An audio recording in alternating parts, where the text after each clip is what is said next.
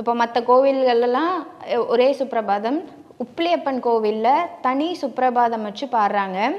108 திவ்ய தேசத்தில் 13வது திவ்ய தேசமாக இந்த உப்பிலியப்பன் திகழ்கிறார். இங்கே இருக்கக்கூடிய பெருமாளுக்கு வலப்புறமாக தாயார் அமைஞ்சிருக்கா. இது இன்னும் தனி சிறப்புனே சொல்லலாம். சரி, பெருமாள் கோயிலுக்கு போனால் ஏங்க துளசி கொடுக்குறாங்க அப்படின்ற ஒரு கேள்வி இருக்கும். எல்லா பெருமாள் கோயிலையும் ஏன் துளசியாக தராங்க? அந்த துளசி தேவியாக பெருமாளோட மார்பகத்தில் அமைஞ்சதுனால துளசி மாலை சாத்தி நமக்கு பிரசாதமாக அந்த துளசியை கொடுத்து வழிபடுறாங்க.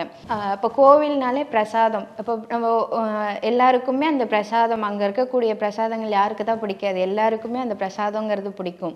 இந்த உப்பிலியப்பன் கோவில்லையும் பெருமாளுக்கே உப்பில்லாத நைவேத்தியமாக தான் பண்ணுறாங்க.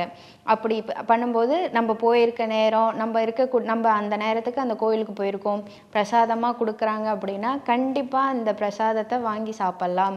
அது அந்த அளவுக்கு தெரியாது, உப்பு இருக்குது இல்லை அப்படிங்கிற மாதிரி. இதே அங்கே இருக்கக்கூடிய இன்னும் சில பேர் சொல்கிறாங்க, அந்த பிரசாதத்தை நம்ம வாங்கிட்டு கோவிலுக்கு வெளிப்பக்கமாக வந்துட்டோம்னா அதோட டேஸ்ட்டு மாறிடும். கோவிலே இருந்து அந்த பிரசாதத்தை நம்ம சாப்பிடும்போது அந்த அளவுக்கு அதில் எதுவுமே குறை கண்டுபிடிக்க முடியாது அப்படின்னு சொல்கிறாங்க. கண்டிப்பாக நீங்களும் அந்த கோயிலுக்கு போங்க.